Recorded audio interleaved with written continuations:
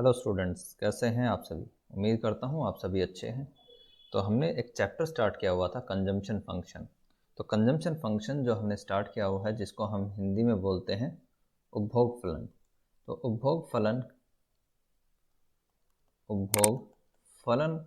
का जो हमने चैप्टर नंबर 6 हमारा जो स्टार्ट किया हुआ था, इसका ये पार्ट नंबर 2 है।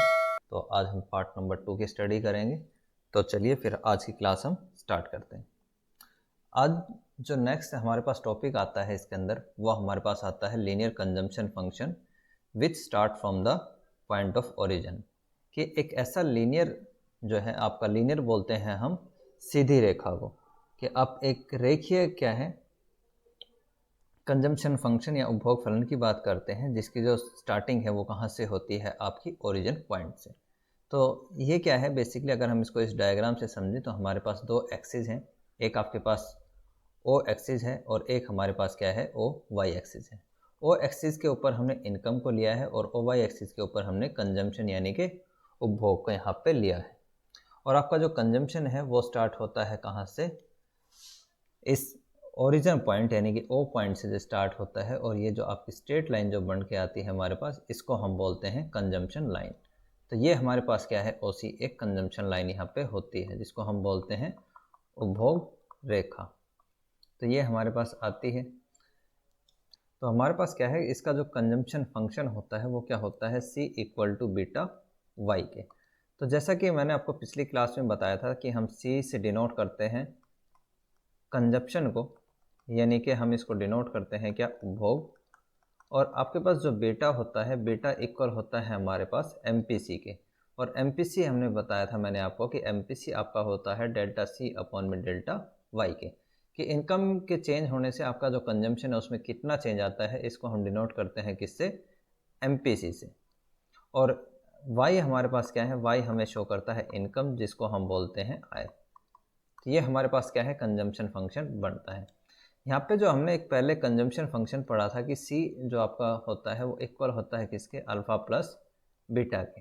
तो अगर हमारा जो कंजम्पशन फंक्शन है या जो हमारी उपभोग जो रेखा है, अगर वो ओरिजिन यानी कि इस ओ पॉइंट से अगर इसकी शुरुआत होती है, इसकी स्टार्टिंग होती है, तो इसका मतलब ये है कि आपकी जो ये अल्फ़ा है, यानी जिसको हम बोलते थे ऑटोनोमस कंजम्पशन, या जिसको हम बोलते हैं हिंदी में स्वायत्त उपभोग, यानी कि ये सबसे क्या है, आपके पास जो सबसे कम उपभोग होता है। जैसे कि अगर मैंने आपको एग्जांपल दिया था कि अगर आपकी जो इनकम है, अभी आप क्या है, स्टूडेंट हैं, तो स्टूडेंट होने के नाते आपकी जो अभी इनकम है वो इनकम तो क्या होती थी, ज़ीरो। लेकिन जो आपका कंजम्पशन है, कंजम्पशन आपका क्या है, पॉजिटिव होता था, यानी कि ये आपका क्या है, इनकम से ज़्यादा होता था। तो इस कंडीशन में जो आपका कंजम्पशन कर्व बनता था वो आपका बनता था कुछ इस टाइप से यहाँ पे। और आपके पास जो अल्फ़ा की वैल्यू है, वो अल्फ़ा की वैल्यू आपके पास ये होती थी कि ये आपके पास मिनिमम लेवल ऑफ कंजम्पशन हम इसको बोलते हैं, कि इतना कंजम्पशन तो आप मिनिमम करते थे। लेकिन जब ये ओरिजिन से स्टार्ट होगा तो हम ये मान के चलते हैं कि यहाँ पर आपका जो मिनिमम लेवल ऑफ कंजम्पशन है हम उसको ज़ीरो एज्यूम करके चलते हैं। तो आपका जो कंजम्पशन फंक्शन बनेगा इस केस में, जब आपका ओरिजिन से स्टार्ट होता है, वो बनता है बीटा वाई के। तो बीटा वाई हमारा क्या शो करता है, ये MPC है, और वाई हमारे पास क्या है, इनकम है। तो इनकम के चेंज होने से आपका कंजम्पशन में कितना चेंज होगा, उसको हम शो करते हैं किससे, इस जो हमारे पास ओरिजिन पॉइंट है इससे स्टार्टिंग। तो इस केस के अंदर क्या है, हम बेसिकली रिलेशन देखेंगे कि आपका जो APC और MPC है वो दोनों इस कंडीशन में क्या होते हैं। एक तो हम इसमें रिलेशन देखेंगे किसका, APC का, और दूसरा हम देखेंगे MPC का। तो APC को हम हिंदी में बोलते हैं औसत उपभोग प्रवृत्ति, MPC को हम बोलते हैं प्रवृत्ति। और इंग्लिश में हम जो है APC को बोलते हैं एवरेज प्रोपेंसिटी टू कंज्यूम। और जो आपके पास MPC है हम उसको बोलते हैं मार्जिनल प्रोपेंसिटी टू कंज्यूम। तो ये हमारे पास है कि जो आपका APC है वो किसके इक्वल होता है, C अपॉन में Y। और जो आपके पास MPC होता है इसकी वैल्यू क्या होती है, डेल्टा C अपॉन में डेल्टा Y के। कि आपका जो APC है वो हमें क्या शो करता है कि आय के एक निश्चित स्तर पर, यानी कि आय के एक निश्चित स्तर पर आपकी जो उपभोग है उसका औसत क्या है। कि मान लेते हैं कि आपकी जो आय है, आपकी जो इनकम है वो 100 रुपीज़ है और आपका जो कंजम्पशन है वो कितना है, 50 रुपीज़ है। तो आपके पास जो APC है यानी कि एवरेज कितना आप कंज्यूम करते हैं, अगर आपकी इनकम 100 रुपये है तो ये आपका आता है 50/100। तो ये आपके पास आ जाता है 1/2 यानी कि 1/2, जिसका मतलब है कि आप अपनी आय का 50% क्या है उपभोग कर लेते हैं जब आपकी आय कितनी थी, 100 रुपये थी। उसके बाद अगर हम बात करें MPC की, तो MPC क्या शो करता है कि अगर मान लीजिए आपकी आय क्या है 100 रुपये थी और आप कंजम्पशन कितने का कर रहे थे, 50 रुपीज़ का। अब आपकी आय क्या है इंक्रीज़ होकर कितनी हो जाती है, 200 रुपीज़, लेकिन आप जो कंजम्पशन करते हैं वो अब कितने का करते हैं, 75 रुपीज़ का। ये आपके पास कंजम्पशन है। तो इनकम में कितने का चेंज हुआ है, यानी कि डेल्टा वाई कितना है, ये आपका 100 चेंज हुआ है, 100 से 200 हो गया था। लेकिन जो आपका कंजम्पशन है उसमें कितना चेंज हुआ है, यहाँ पे 25 का। तो ये क्या है हमारे पास, डेल्टा सी।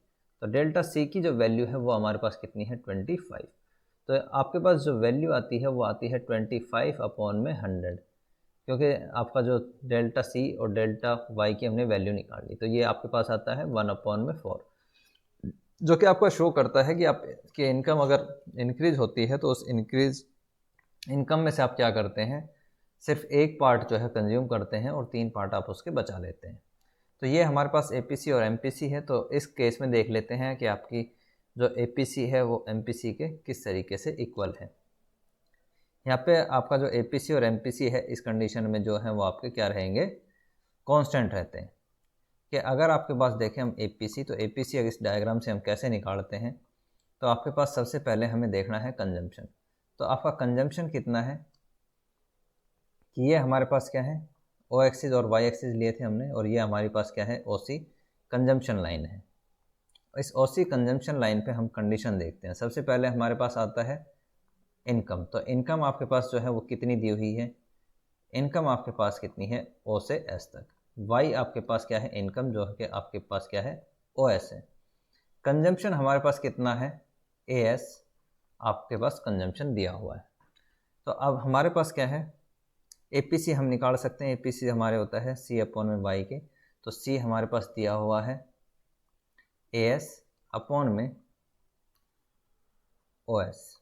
तो ये हमारे पास क्या है, आपका APC है जो कि इक्वल है किसके, OC लाइन के, यानी कि इस लाइन के ये क्या है, इक्वल है। तो ये इक्वल आ जाता है किसके, OC के। और दूसरा हमारे पास क्या है कि अगर आपकी जो इनकम है वो बढ़ जाती है, तो आपकी इनकम के बढ़ने से, यानी कि अब आपकी इनकम कितनी हो जाती है सेकंड कंडीशन में, OT। तो अब आपके पास Y1 कितना हो गया, OT, और आपके पास जो कंजम्पशन है वो कितना हो गया आपका इंक्रीज होके C1 ये आपके पास हो जाता है BT। तो अब आपके पास APC अब आपकी पे आएगी, अब आपके पास APC की वैल्यू आती है BT/में OT, जो कि अभी भी आपका क्या है, इस OC लाइन के ऊपर आपके कंजम्पशन को शो करती है।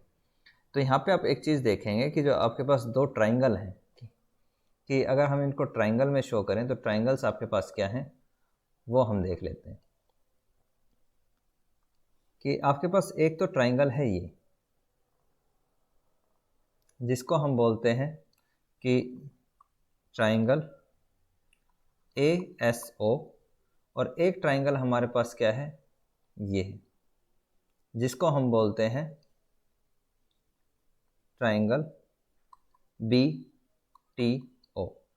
तो ये दोनों ट्राइंगल क्या हैं, आपकी सेम ट्राइंगल है, जिनको हम बोलते हैं सिमिलर ट्राइंगल, और जिसको हम हिंदी में बोलते हैं समान कोण, समान त्रिकोण त्रिभुज हम इसको बोलते हैं।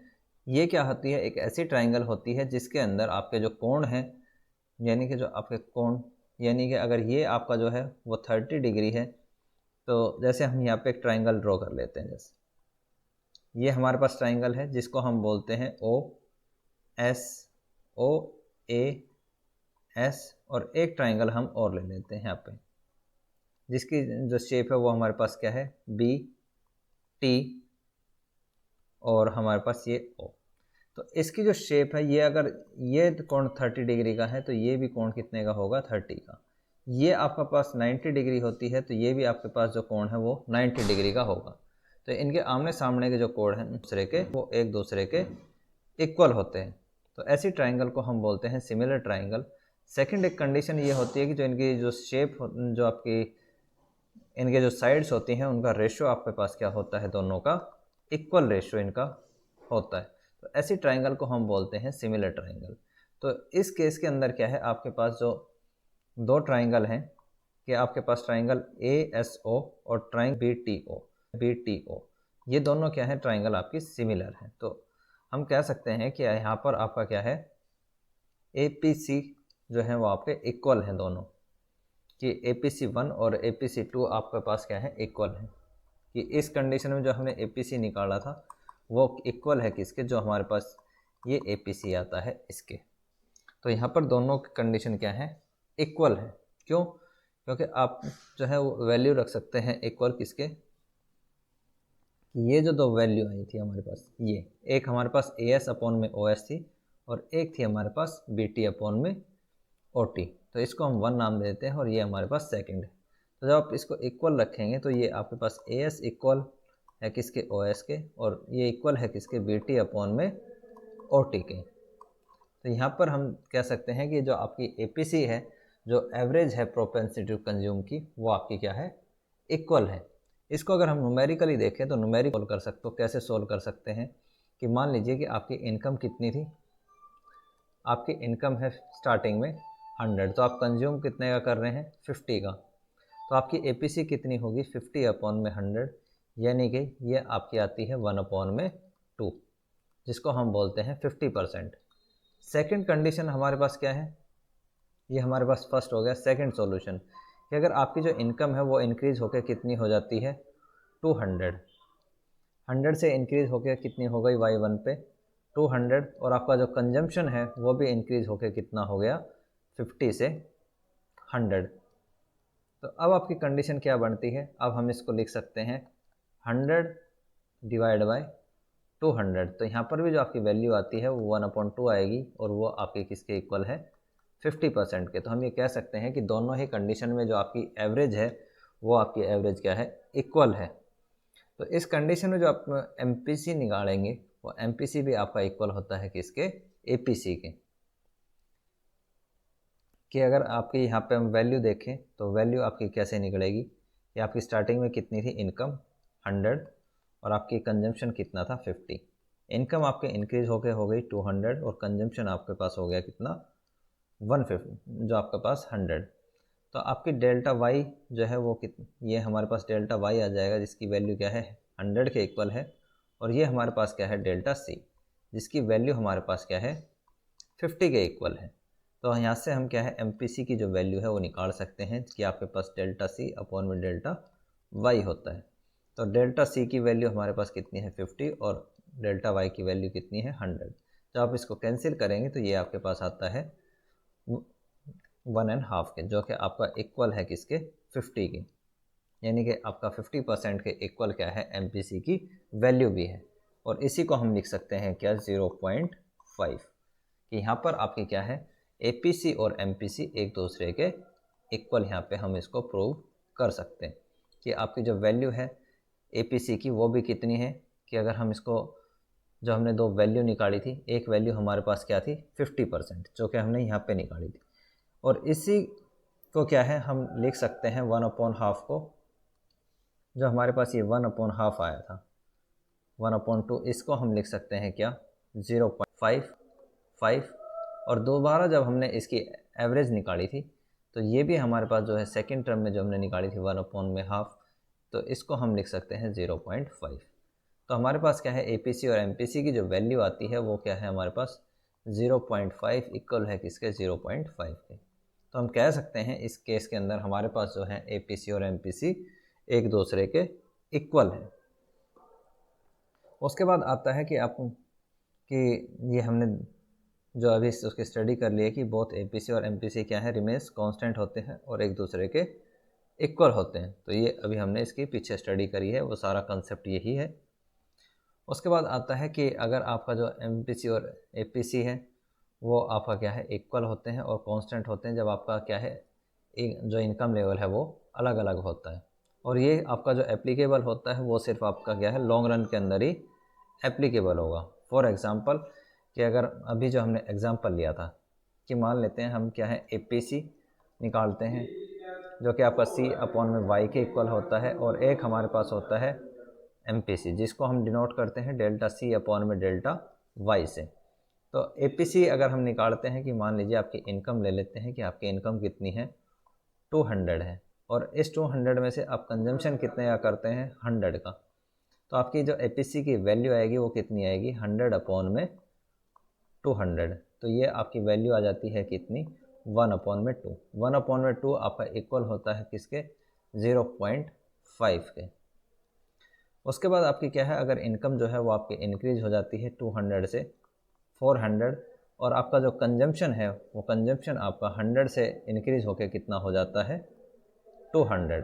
तो आपका जो एपीसी की वैल्यू आप कैसे निकालेंगे, ये 200 अपॉन में 400 होता है, और ये भी आपका जो कैंसिल अगर हम इसको करेंगे तो ये आता है 1 अपॉन में 2, जिसकी वैल्यू आपकी क्या आती है, 5, 0.5 आपकी क्या है वैल्यू आती है।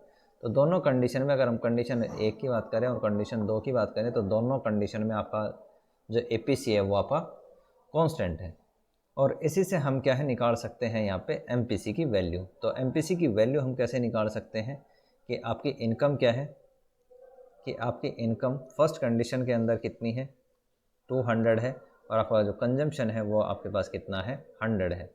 सेकंड में आपके पास जो इनकम है वो 400 हो गई, और जो कंजम्पशन है वो कंजम्पशन आपके पास कितना हो गया, 200। तो इनकम में जो चेंज आया है वो इनकम में चेंज कितना है, डेल्टा वाई की जो वैल्यू है वो आपके पास 200 है, और जो आपके पास कंजम्पशन है यानी कि डेल्टा सी है, डेल्टा सी की जो वैल्यू है वो आपकी 100 के इक्वल है। तो ये आपके पास कितनी जो वैल्यू आती है वो किसके इक्वल आती है, कि अगर हमें एमपीसी निकालना है तो 100 अपॉन में 200 के, तो हम इसको डिवाइड करते हैं और ये वैल्यू आती है 1 अपॉन में 2। तो 1 अपॉन में 2 जो है आपका इक्वल होता है किसके, 0.5 के। तो यहाँ पर आपकी क्या है, दोनों चीज़ें कि एपीसी की जो वैल्यू है वो आपके पास आती है कितनी, 0.5। ये क्या है हमारे पास एपीसी है, और जो आपके पास एमपीसी की वैल्यू है 0, वो भी कितनी है, 0.5। तो हम यहाँ पे प्रूव कर सकते हैं कि जो आपकी एपीसी और एमपीसी है वो एक दूसरे के इक्वल होती है। उसके बाद हम बात करते हैं नॉन लीनियर कंजम्पशन फंक्शन की, कि नॉन लीनियर कंजम्पशन फंक्शन है वो क्या होता है, कि जब आपका जो कंजम्पशन फंक्शन है वो एक स्ट्रेट लाइन ना हो, यानी कि आपका जो कंजम्पशन है वो आपका क्या है, इस तरीके से, या तो आपका ये हो कि यहाँ इस तरीके से एक स्ट्रेट लाइन हो, या फिर आपका जो कंजम्पशन कर्व है वो आपका इस तरीके से ओसी लेवल पे हो। तो अगर मान लीजिए इन दोनों कंडीशन में से कोई भी कंडीशन अगर ना हो और आपका जो कंजम्पशन कर्व है वो नॉन लीनियर हो, यानी कि वो एक स्ट्रेट लाइन ना होगे, वो इस टाइप से हो, तो उसको हम बोलते हैं कि यहाँ पे आपका जो कंजम्पशन कर्व है वो गैर रेखीय है, जिसको हम अरेखीय बोलते हैं, कि अरेखीय आपका क्या है, उपभोग कर्व है। तो उस कंडीशन में कैसे एप्लीकेबल होता है हम उसकी यहाँ पे स्टडी करते हैं, कि अगर आपकी जो इनकम है वो अगर ज़ीरो होती है तो हम इसको क्या है एक डायग्राम से देखेंगे। मान लीजिए आपके पास डायग्राम है, वो ओ एक्सिस है और ओ वाई एक्सिस है। ओ एक्सिस के ऊपर हमने क्या है, इनकम को लिया है, और जो हमारे पास क्या है, ओ वाई एक्सिस है, जिसके ऊपर हम क्या है, कंजम्पशन को लेते हैं। तो हमारे पास क्या है, एक हमने इनकम लेवल लिया है, तो इनकम लेवल आपका क्या है, आपके पास एएस लाइन जो है वो शो करती है किसको, इनकम को, और उसके बाद हमारे पास क्या है, एक एसी लाइन है जो कि आपकी शो करती है किसको, कंजप्शन को। तो ये हमारे पास है। आप स्टार्टिंग में देखेंगे, अगर हम बात करें ओरिजिन पॉइंट की, तो ओरिजिन पॉइंट हमें क्या शो करता है, ओ, कि आपकी जो इनकम है वो तो हमारे पास क्या है यहाँ पर y इक्वल टू 0 है।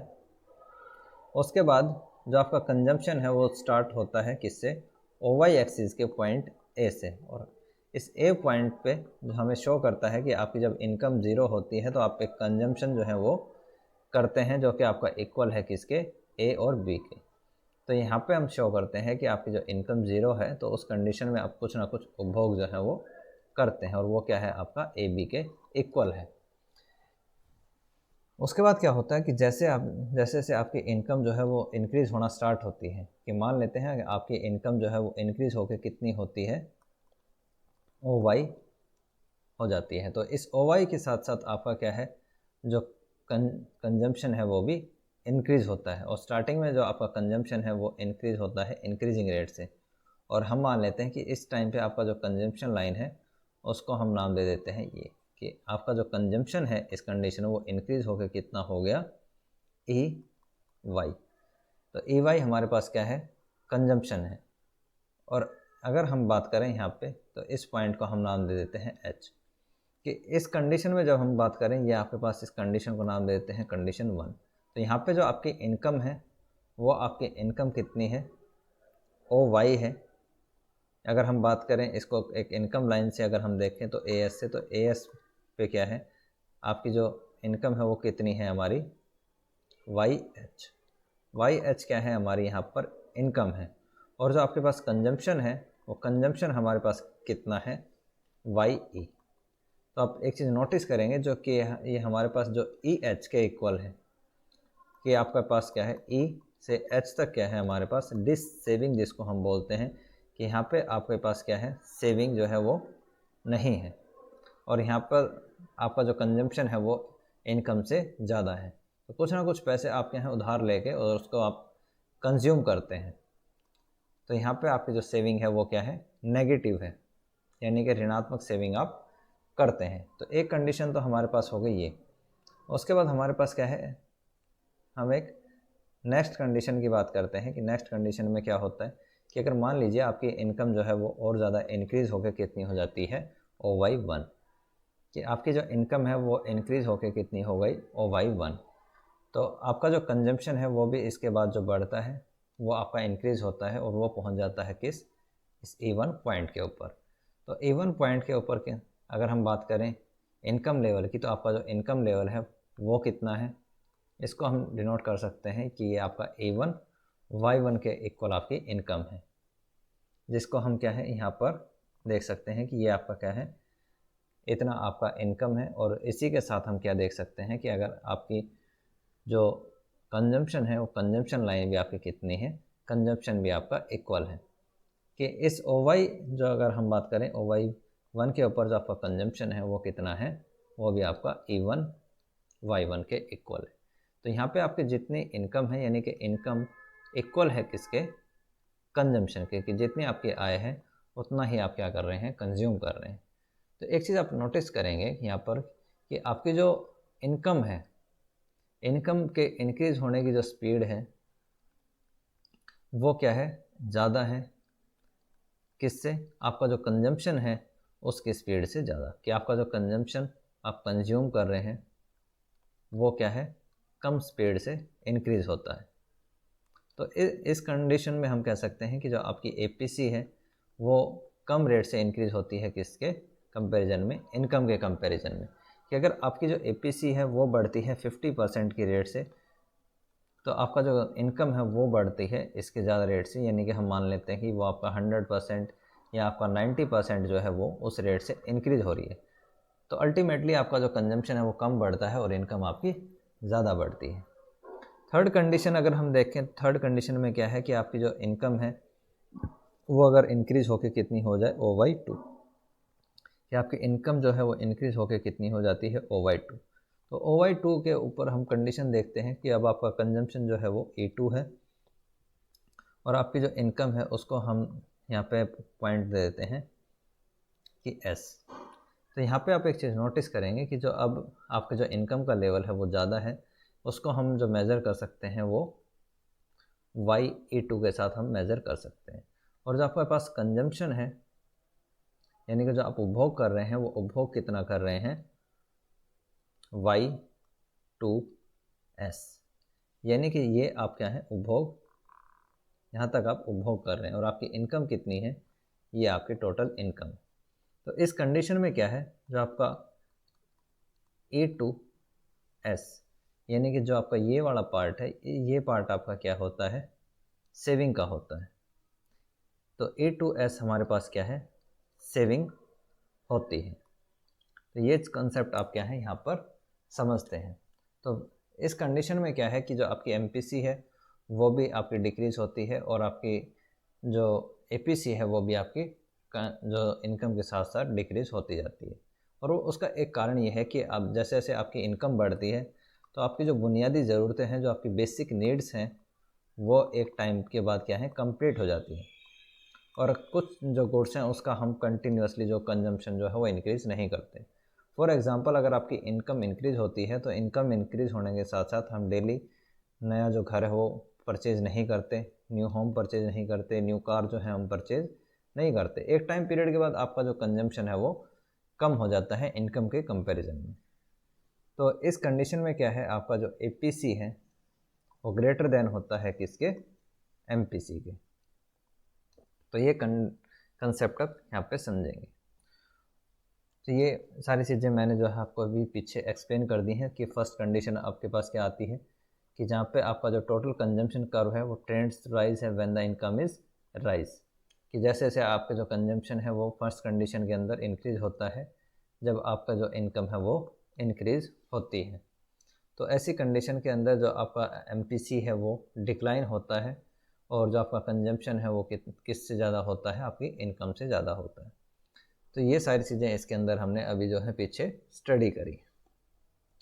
उसके बाद आता है कि आपका जो कंजम्पशन फंक्शन है वो किस तरीके से होता है और इस कंजम्पशन फंक्शन से आप क्या है सेविंग को फाइंड कर सकते हैं। बेसिकली होता क्या है कि जो आपकी इनकम है, ये इस इनकम के हम क्या है दो पार्ट में हम इसको यूज़ करते हैं कि आप इनकम को या तो आप क्या करेंगे उपभोग कर सकते हैं, इट मीन्स कि आप इसको क्या है या तो आप इसको कंज्यूम कर सकते हैं या फिर आप इसको क्या करेंगे सेव करते हैं, इसकी सेविंग आप करते हैं, यानी कि आप इसकी बचत करते हैं। तो हमारी जो इनकम होती है बेसिकली हम उसको दो ही प्रोस्पेक्टिव में यूज़ करते हैं कि मान लीजिए अगर आपके पास क्या है आपकी इनकम है होती है 10,000 रुपीज़ के इक्वल, तो इस 10,000 को आप क्या है दो पार्ट में हम डिवाइड करते हैं, या तो हम इसको कंज्यूम करेंगे या हम इसको सेव करेंगे। कि अगर मान लीजिए आपने 7,000 का कंजम्पशन भी कर लिया तो ऑटोमेटिकली कि हमारे पास क्या है 3,000 की सेविंग बच जाती है। तो अगर हमें निकालनी है कि अगर आपके पास इनकम दी हुई हो और उसमें से हम कंजम्पशन को माइनस कर दें तो हमारे पास क्या है ऑटोमेटिकली सेविंग बच जाती है। तो एक फार्मूला भी हम यहाँ पर डिराइव कर सकते हैं इसी की हेल्प से कि अगर आपके पास क्या है इनकम दी हुई हो और इनकम में से हम कंजम्पशन को माइनस कर दें तो हमारे पास क्या बचेगी, सेविंग। तो इस तरीके से हम क्या है सेविंग को निकाल सकते हैं। तो इसी से क्या है हमने टेबल ड्रॉ करी है कि अगर हम फर्स्ट कंडीशन में देखें तो फर्स्ट कंडीशन क्या है हमारी कि इनकम आपकी ज़ीरो है और कंजम्पशन आपका क्या है 50 है। तो अगर ज़ीरो माइनस अगर हम 50 करते हैं तो आपकी जो वैल्यू आती है वो किसके इक्वल आएगी, -50। आपकी जो तो यहाँ पे आपकी जो सेविंग है वो कितनी है, -50 है। इसी को हम क्या है अगर डायग्राम से देखें तो डायग्राम आपका किस तरीके से होता है, ये वो कंडीशन है कि जहाँ पर आपकी जो इनकम है वो क्या है आपकी एएस है और आपका जो कंजम्पशन है उसको हम डिनोट करते हैं किससे, एडी से, या हम इसको आप एक नाम दे दें कि ये आपके पास क्या है सीसी कर्व। तो ये जो -50 की कंडीशन है वो ये है कि आपकी इनकम क्या है ज़ीरो थी और आप एक मिनिमम लेवल ऑफ कंजम्पशन यहाँ पे कर रहे हैं। तो उसके बाद जैसे जैसे आपकी इनकम इंक्रीज़ होती है कि आपकी इनकम हम मान लेते हैं कि इंक्रीज़ होकर कितनी हो गई, ये आपके पास 50 हो गई और आपका जो कंजम्पशन है वो भी इंक्रीज़ कितना हो गया, 90। तो अब आप क्या है 50 यानी कि इनकम माइनस अगर हम कंजम्पशन यानी कि 90 करते हैं तो आपके पास जो वैल्यू आती है वो आपके पास आती है 40 के। तो यहाँ पे आपकी जो सेविंग होगी वो -40 हमारे पास सेविंग इसकी होती है। उसके बाद फर्दर जैसे जैसे आपकी इनकम जो है वो इंक्रीज़ होती है तो आपका कंजम्पशन जो है वो भी इंक्रीज़ होगा। तो यहाँ पे हम क्या करेंगे 200 माइनस में 210, तो आपके पास जो सेविंग आएगी वो आएगी आपकी -10। उसके बाद आपकी इनकम जो है इंक्रीज़ हो जाती है 250 और ये किसके है 250 के इक्वल। तो यहाँ पे आपकी जो सेविंग है वो ज़ीरो है। इसका मतलब है कि आपका जो जितनी आपने इनकम करी थी आपका जो कंजम्पशन है आपने सेम कर लिया। तो यहाँ पे आपकी जो कंडीशन है वो y इक्वल टू किसके है, c के। तो यहाँ पर आपकी जो ऑटोमेटिकली सेविंग है वो ज़ीरो हो जाएगी। उसके बाद क्या है आपकी जो इनकम है वो इंक्रीज़ होकर 250 से हो गई 500। 500 में से अगर मैं कंजम्पशन जो है आपका 400 है, अगर उसको हम माइनस कर दें तो अब आपके पास जो वैल्यू बचेगी वो क्या है 50, और ये 50 आपके पास क्या है सेविंग है। उसके बाद जैसे जैसे आपकी इनकम इंक्रीज़ होती है तो आप क्या करते हैं 750 में से 650 माइनस करते हैं तो 750 आपके पास इनकम है, ये आपके पास कंजम्पशन है। तो सेविंग आपके पास कितनी हो गई, 100 के इक्वल हो गई। तो इस तरीके से हम क्या है इसकी सेविंग को चेक कर सकते हैं कि जैसे जैसे आपकी इनकम बढ़ती जाएगी तो आपकी जो सेविंग है वो जो है आपकी कंटिन्यूसली इंक्रीज होती रहती है। इसी को क्या है हम डायग्राम से समझ सकते हैं कि डायग्राम से हम कैसे समझ सकते हैं कि जो आपका सेविंग होती है और सेविंग आपकी क्या है नेगेटिव भी हो सकती है और वो पॉजिटिव भी हो सकती है। इसीलिए हमने जो है डायग्राम जो है उसको इस तरीके से बनाया कि अगर हम बात करें कि अगर मैं आपको डायग्राम ये ड्रॉ करके दिखाऊं तो हम क्या है इसको इस तरीके से ड्रॉ कर सकते हैं कि आपके पास क्या है जब हम डायग्राम को पढ़ते हैं तो वो कुछ इस तरीके के होते हैं। यहाँ पे y की जो वैल्यू होती है नीचे माइनस होती है और ये आपके पास क्या है x। तो ये क्या है x की वैल्यू यहाँ पर जो right and left hand side है उस पर माइनस होती है। तो यहाँ पर जो हम डायग्राम यूज़ कर रहे हैं वो आपका ये वाला पार्ट हम यूज़ करते हैं। तो इसका जो यूज़ करने का जो कारण है वो हम देख लेते हैं कि यहाँ पे आपका जो डायग्राम है वो किस तरीके से डायग्राम बना हुआ है आपका। कि ये आपके पास क्या है कर्व है जिसके ऊपर हमने क्या है ये हमारे पास OY एक्सिस है, ये OY क्या है माइनस है और ये हमारे पास क्या है X एक्सिस है। तो X एक्सिस के ऊपर हमने क्या है यहाँ पर इनकम को लिया है और OY एक्सिस के ऊपर हमने क्या है सेविंग को लिया हुआ है। तो स्टार्टिंग में जब आपकी जो सेविंग है वो क्या होती है -50 के इक्वल थी। इसको हम जो SS कर्व है इस SS कर्व को हम बोलते हैं सेविंग कर्व। तो SS से हमने क्या है सेविंग कर्व को डिनोट किया है और इस सेविंग कर्व की जो स्टार्टिंग है वो स्टार्टिंग में आपकी जो सेविंग है वो -50 होती है। ये -50 का जो मीनिंग है वो ये है कि जैसे हमने पीछे अभी जो हमारी टेबल पढ़ी थी उसके अंदर हमने क्या पढ़ा था कि अगर आपकी जो इनकम है वो 0 हो और कंजम्पशन आपका जो 50 हो तो अगर हमें सेविंग निकालनी हो तो हम उसको कैसे निकालते थे, इनकम माइनस कंजम्पशन। तो 0 माइनस अगर हम 50 करते हैं तो सेविंग आपके पास क्या आती है -50। तो धीरे धीरे इनकम बढ़ती हुई जाएगी तो आपकी जो सेविंग है वो इंक्रीज़ होती जाएगी। और ये जो पॉइंट है ये इस ए पॉइंट के ऊपर, यानी कि अगर हम इस पॉइंट को नाम दे दें कि ये आपके पास क्या है ए पॉइंट है, तो ये ए पॉइंट हमें क्या शो करता है कि यहाँ पे जो आपकी इनकम है वो कितनी है 250 है और जो आपका कंजम्पशन है वो भी कितना है 250 है। तो यहाँ पे आपका अगर हम 250 माइनस में 250 करें तो आपकी जो सेविंग आती है वो क्या है 0 है। तो आपका इस ए पॉइंट के ऊपर हमारी जो सेविंग है वो आपके पास क्या है 0 है। उसके बाद आपकी इनकम अगर फर्दर इंक्रीज़ होती है तो आपकी इनकम के इंक्रीज़ होने के साथ साथ जो आपकी सेविंग है वो क्या होती है पॉजिटिवली इंक्रीज़ होती है। फॉर एग्ज़ाम्पल कि अगर आपकी जो इनकम है वो 250 से इंक्रीज़ होके हो जाए 500 और आपका जो कंजम्पशन है वो हो जाए 450, तो ये आपके पास कितना आ जाएगा 500 माइनस में 450, ये क्या है आपके पास इक्वल 50 के। तो अब आपकी जो सेविंग है वो कितनी है 50 रुपीज़। तो ये क्या है आपकी यहाँ पर जो आपकी जो सेविंग है वो आपकी इंक्रीज होके हो जाती है कितनी 50, कि यहाँ पे आपकी इनकम ज़्यादा है कंजम्पशन आपका कम है। तो इस तरीके से हम क्या है इस डायग्राम को ड्रॉ कर सकते हैं। और ये क्या है अगर हम सेविंग फंक्शन की बात करें तो सेविंग फंक्शन को हम डिनोट करते हैं किससे, S इक्वल होता है माइनस अल्फ़ा प्लस में 1 माइनस बीटा y के। तो यहाँ पे जो वैल्यू है अल्फ़ा का मतलब यह है कि जो आपका जो कंजम्पशन होता है, एक जो आपका ऑटोनोमस या जिसको हम बोलते थे कि वो कंजम्पशन का पार्ट जो कि आपका कम से कम कंजम्पशन आप करते हैं उसकी बात हम यहाँ पे कर रहे होते हैं।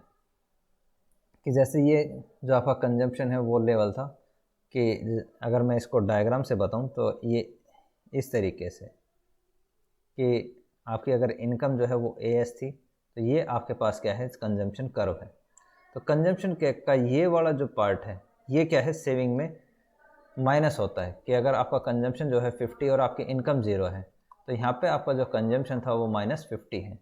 तो ये जो अल्फ़ा की जो वैल्यू है माइनस अल्फ़ा की ये क्या है वो -50 है।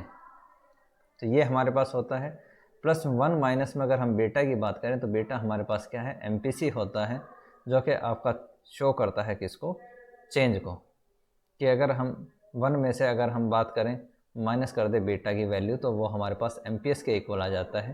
तो इसकी हम आगे जो डिस्कशन है वो करेंगे। उसके बाद आ जाता है कि एवरेज प्रोपेंसिटी टू कंज्यूम और मार्जिन प्रोपेंसिटी टू कंज्यूम की हम इसके अंदर बात करते हैं कि इसके अंदर क्या है, एवरेज प्रोपेंसिटी टू कंज्यूम को हम कैसे डिनोट करते हैं। और जो हमारे पास यहाँ पे क्या है, अब हम निकालेंगे इसमें APS, जिसको हम बोलते हैं एवरेज प्रोपेंसिटी टू सेव, औसत बचत प्रवृत्ति हम इसको बोलते हैं कि आपकी जो बचत की जो किस प्रकार से जो है आप सेविंग करते हैं उसकी प्रवृत्ति कैसी है औसतन, तो उसकी हम यहाँ पे बात करते हैं। दूसरा हमारे पास आता है MPS जी। तो MPS जो है हमारे पास वो किसके, उसको हम बोलते हैं सीमांत बचत प्रवृत्ति कि जो आप बचत करते हैं उस कंडीशन में आपकी जो, अगर आपकी इनकम बढ़ती है तो उस कंडीशन में आपकी जो बचत की प्रवृत्ति है, आप किस तरीके से बचत करेंगे उसकी यहाँ पे जो कंडीशन है वो शो की जाती है।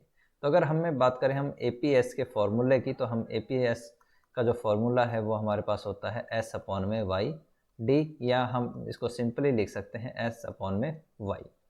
दूसरा हमारे पास होता है MPS का जो फॉर्मूला होता है वो ΔS/ΔY होता है। तो ये हम इस तरीके से निकाल सकते हैं। तो उसके बाद अगर हम बात करें कि हमारे पास जो कर्व है उसकी, तो हमारे पास जो कर्व है उसमें हमारे पास दो एक्सिस हैं। एक हमारे पास क्या है, O एक्सिस है जिसके ऊपर हमने इनकम को लिया है, और दूसरा हमारे पास क्या है, OY एक्सिस है जिसके ऊपर हमने सेविंग को लिया है। और यहाँ पे हमारे पास क्या है, सेविंग जो है उसको हमने माइनसली डिनोट भी हमने किया है कि जो आपका Y है, यानी कि जो आपकी इनकम है, अगर वो नीचे की तरफ हो, यानी कि अगर वो माइनस में हो, तो उसके लिए हमने Y की जो वैल्यू है उसको माइनस में डिनोट किया है। तो यहाँ पे हम कंडीशन क्या है, अगर हमें सेविंग निकालनी है तो सेविंग को हम कैसे निकाल सकते हैं कि आपकी जो इनकम है, यानी कि आपकी जो इनकम है वो हमारे पास कितनी होती है, वो आपके पास होती है OK के इक्वल, और जो आपके पास सेविंग है वो सेविंग आपके पास क्या है, EK के इक्वल हमारे पास क्या है, सेविंग। तो हम क्या है उससे निकाल सकते हैं APS। तो ये हमारे पास कितने के इक्वल आ जाएगा, ये आपके पास आता है EK/OK। इसके बाद अगर आप वैल्यू भी देना चाहें तो इनकी आप वैल्यू भी दे सकते हैं कि जैसे अगर मान लीजिए हम EQ जो है इसकी वैल्यू हम 50 मान लें, और आपकी जो इनकम है उसको हम मान लेते हैं 100। तो आप क्या है इसको लिख सकते हैं कि EQ जो है आपको EK इक्वल है किसके, 50 के, और OK इक्वल है किसके, 100 के। तो ये आपके पास क्या आ जाती है, APS की वैल्यू 1/2, जो कि इक्वल है किसके, 0.5 के। तो आपके पास जो APS की जो वैल्यू है वो आपके पास आ जाती है 0.5। तो इस प्रकार से हम इसको क्या है डिनोट कर सकते हैं। ये हमारे पास वैल्यू है किसकी, APS की। अगर हम बात करें मार्जिनल प्रोपेंसिटी टू सेव की, तो मार्जिनल प्रोपेंसिटी टू सेव क्या जो है हमें शो करता है, इसको हम लिखते हैं सीमांत बचत प्रवृत्ति। तो सीमांत बचत प्रवृत्ति हम किस तरीके से लिख सकते हैं कि अगर आपके पास जो इनकम है वो दी हुई हो, और हमारे पास जो कंजम्पशन जो हमारे पास सेविंग है वो दिया हुआ, तो इसको हम एक डायग्राम से देखते हैं। वैसे जो हमारे पास MPS की जो फॉर्मूला होता है वो आपके पास ΔS/ΔY होता है। तो अगर हम बात करें इस डायग्राम की, तो यहाँ पे हमारी जो पहले इनकम थी वो कितनी थी, हमारे पास OK। तो इनकम पहले कितनी है, OK है, और इस OK इनकम के ऊपर जो आपका जो कंजम्पशन है वो कितना था हमारे पास, या जो हमारे पास सेविंग है वो कितनी थी हमारे पास, BK। तो ये हमारे पास क्या थी, सेविंग थी। मान लीजिए आपकी जो इनकम है वो इंक्रीज होके कितनी हो जाती है, OK1। तो ये आपके पास इनकम होके हो जाती है OK1, और जो हमारे पास सेविंग है वो इंक्रीज होके कितनी हो जाती है, ये आपके पास A और K1 के इक्वल आपकी क्या है, इनकम इंक्रीज हो जाती है, सेविंग आपकी क्या है, इंक्रीज हो जाती है। तो एक चीज़ आप नोटिस करेंगे कि हमारे पास क्या है, यहाँ पर एक ट्राइंगल बना हुआ है। ये आपका जो ट्राइंगल है, वो ट्राइंगल आपके पास क्या है कि अगर हम इनकम में चेंज देखें तो इनकम में आपका कितना चेंज हुआ है, इनकम में चेंज हुआ है आपका कितना, K1 के, और आपका जो सेविंग है उसमें कितना चेंज हुआ है। जो सेविंग में चेंज की अगर हम बात करें तो वो इस ट्राइंगल के से किससे शो होता है, ए से सी तक। तो ये हमारे पास क्या है, सेविंग में चेंज है। तो हम इसको कैसे लिख सकते हैं कि आपके पास जो K1 है वो इक्वल होता है किसके, इस B और C के, यानी कि जो ये है इसके। तो ये क्या है, आपके पास डेल्टा Y है। तो डेल्टा Y की जो वैल्यू है वो आपके पास किसके इक्वल होती है, B C के। और हमारे पास जो डेल्टा S की जो वैल्यू है वो आपके पास किसके इक्वल होती है, A C के। तो जो आप MPS निकालेंगे वो किसके इक्वल होता है, AC अपॉन में BC के।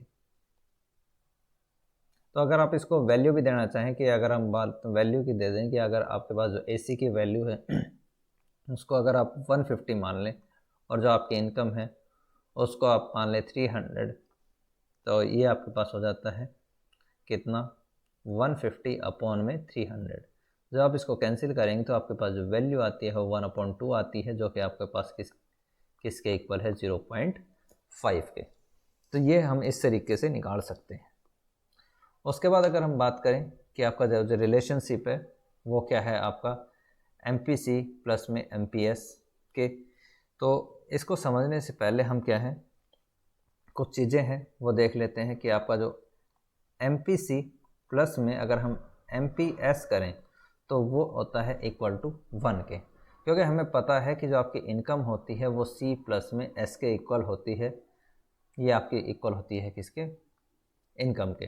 कि हमें पता था कि जो आपकी इनकम है हम उसका दो यूज़ करते हैं, या तो हम उसको कंज्यूम करेंगे या हम उसको सेव करेंगे। तो आपके अगर कंजम्पशन, अगर मान लेते हैं आपकी इनकम क्या है वो 100 के इक्वल है, इस 100 में से आपने क्या है 70 रुपीज़ कंज्यूम करे तो ऑटोमेटिकली आपकी क्या है 30 रुपीज़ जो है वो सेविंग हो जाती है।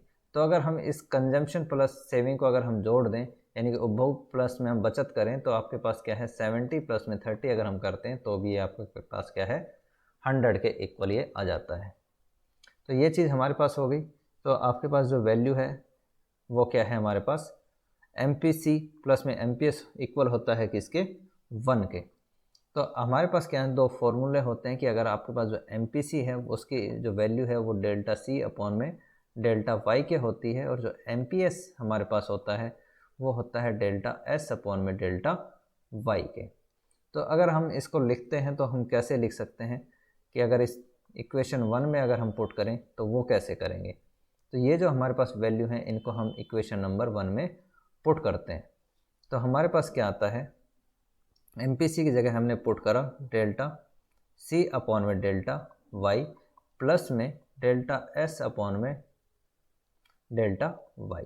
तो ये हमारे पास जो है, अगर हम इन दोनों को ऐड करते हैं तो हम इसको ऐड करेंगे तो ये हमारे पास आता है डेल्टा Y अपॉन में डेल्टा Y के।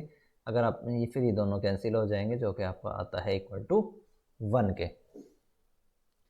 तो ये हमारे पास इस तरीके से क्या है, आपकी वैल्यू आ जाती है किसकी, MPC की। कि आपका जो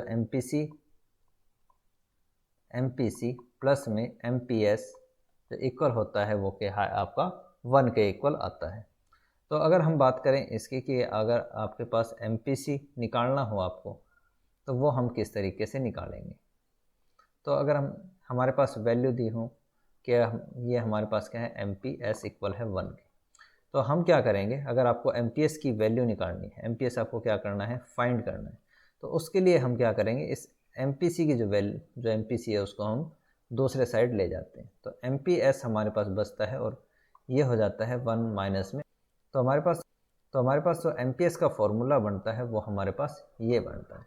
दूसरी कंडीशन ये है कि अगर आपको जो वैल्यू है वो वैल्यू आप निकालना चाहते हैं किसकी, MPC की, क्या करेंगे कंडीशन में हम क्या करेंगे कि MPC को हम यहीं पर रखेंगे, जो आपके पास MPS है उस ले जाते हैं तो आपके पास यहाँ पे क्या आ जाएगा, MPS आ जाएगा। तो हमारे पास वैल्यू जो निकल के आएगी वो कैसे आएगी, 1 माइनस में MPS। तो वैल्यू हमारे पास किसकी निकल के आ जाती है, MPC की। तो ये हमारे पास क्या है, दो अलग अलग फॉर्मूले हम इस तरीके से निकाल सकते हैं। तो इस तरीके से क्या है, हम इसको सॉल्व कर सकते हैं। तो आगे क्या है, हमारे पास एक जो है वो टेबल है, उस टेबल को हम कैसे सॉल्व करेंगे। इसका जो एक पोर्शन है वो मैं आपको सॉल्व करके बताऊंगा, बाकी जो पोर्शन है वो आप लोग सॉल्व करेंगे। तो इसका अगर हम बात करें कि आपके पास जो है टेबल है, ये टेबल हमारे पास दी हुई है कि यहाँ पे हमारे पास क्या है, y की वैल्यू है और एक हमारे पास क्या है, c की वैल्यू हमें दी हुई है। यानी कि हमें क्या दिया हुआ है, एक हमारे पास इनकम है और एक हमारे पास क्या है, कंजम्पशन है। तो अगर आपके पास ये दोनों वैल्यू दी हुई हों तो उससे हम क्या है निकाल सकते हैं, क्या क्या, आपका MPC। उसके बाद हम MPC के साथ साथ इसमें क्या है, वैल्यू निकाल सकते हैं MPC प्लस में MPS। तो ये दो वैल्यू हमें क्या है, फाइंड करनी है। तो हम इसको किस तरीके से फाइंड करेंगे वो मैं एक बार आपको बता देता हूँ कि अगर आपके पास इनकम और कंजम्पशन दिया हो तो हमें क्या है, वैल्यू फाइंड करनी है किसकी, दो चीज़ों की। एक तो हमें वैल्यू फाइंड करनी है MPC की एंड एक हमें फाइंड करनी है MPS की। तो सबसे पहले हमें क्या चाहिए, अगर हम MPC की बात करें तो हमें डेल्टा C चाहिए और अपॉन में चाहिए हमें डेल्टा Y। और MPS की हम बात करें तो डेल्टा S अपॉन में डेल्टा Y हमें ज़रूरत है। तो इनकम अगर आपके पास 100 है, आपके पास 500 है, कंजम्पशन आपके पास क्या है 450, तो सेविंग आपके पास ऑटोमेटिकली कितने की हो जाती है, 20 की। तो बाकी चीज़ें क्या हैं हम यहाँ पर फाइंड नहीं कर सकते। तो उसके बाद अगर हम निकालना है कि अगर आपकी जो इनकम है वो इंक्रीज़ होके हो जाती है कितनी, 600, तो हम क्या है यहाँ से निकाल सकते हैं क्या, डेल्टा वाई, कि आपकी जो इनकम है उसमें कितने का चेंज आया है, 100 का। तो फर्स्ट कंडीशन में जो आपके इनकम में चेंज आया है वो क्या है, 100 का है। तो 100 को हम कहाँ पे लिखेंगे, डेल्टा वाई की जगह हम लिख सकते हैं। और उसके बाद आपके पास क्या है, डेल्टा जो है हम सी भी निकाल सकते हैं। और डेल्टा सी हम कैसे निकाल सकते हैं कि आपके जो कंजम्पशन है उसमें कितने का चेंज आया है। तो आपका जो कंजम्पशन है वो 480 से इंक्रीज होकर कितना हो गया, 560। तो यहाँ पे आपके पास जो डेल्टा सी है उसकी जो वैल्यू है वो कैसे हो आप निकालेंगे, 560 माइनस में आप क्या करेंगे, 480। तो आपके पास जो वैल्यू आएगी वो वैल्यू आपके पास आती है किसके इक्वल, ये वैल्यू आपके पास आती है 80 के इक्वल। तो आपका जो कंजप्शन में चेंज हुआ है वो कितने का है, 80 का है। तो हमारे पास क्या है, इस तरीके से आप इनकी वैल्यू निकाल सकते हैं कि आपकी जो इनकम है उसमें जो चेंज होता है वो आपका 100 का इक्वल चेंज आता है हर बार। ये आपका क्या है, हर बार हमने जो इनकम है उसमें हर बार का आपका इस तरीके से कंजम्पशन जो आपकी इनकम है उसमें 100 का चेंज आया है। और जो आपका कंजम्पशन का चेंज है उसमें आपका क्या है, हर बार जो है वो 80 के इक्वल चेंज आता है। चाहे आप इसमें से कहीं भी अगर आप निकाल के देख लें कि अगर हम बात करें इस लास्ट की, तो लास्ट में आपकी जो कंडीशन है वो क्या है, 880 में से अगर हम निकालें तो आपका जो प्रीवियस कंजम्पशन है वो कितने का है, 800 का है। तो आपके पास जो डेल्टा सी की जो वैल्यू आती है वो आपके पास 80 की जो वैल्यू है वो आ जाती है। उसके बाद अगर हम बात करें कि आपके पास क्या है, MPC की जो वैल्यू है वो हमारे पास निकाल सकते हैं कि हमारे पास क्या है, दो चीज़ें हमें चाहिए, डेल्टा सी अपॉन में डेल्टा वाई। तो यहाँ पर हमारे पास क्या है, जब हम इस तरीके से इनको सोल्व डेल्टा वाई और ये हमारे पास क्या है वैल्यू डेल्टा सी की है, तो हम क्या करेंगे, डेल्टा सी की वैल्यू यानी कि 80 डिवाइड कर देंगे हम इसको 100 के साथ। ये हमारे पास क्या था, डेल्टा सी है और ये हमारे पास क्या है, डेल्टा वाई। तो जब आप इसको कैंसिल करेंगे तो जो आपके पास वैल्यू आती है वो वैल्यू आती है 0.8 की। और ये 0.8 हमें क्या शो करता है, MPC हमें इस तरीके से शो करता है। उसके बाद हम क्या है, अगर हम जो है सेविंग निकालने की बात करें तो हम यहाँ से क्या है, सेविंग भी फाइंड कर सकते हैं। सेविंग हम कैसे फाइंड कर सकते हैं, क्या ये आपके पास क्या है, इनकम है और ये आपके पास क्या है, कंजम्पशन है। तो अगर इनकम को हम दो पार्ट में हम क्या है करते हैं कि सेविंग प्लस में कंजम्पशन प्लस में सेविंग। तो हमारे पास क्या है, इनकम दी हुई है और इनकम में से अगर मैं कंजम्पशन को माइनस कर दूं तो वो हमारे क्या पास बचेगी, सेविंग।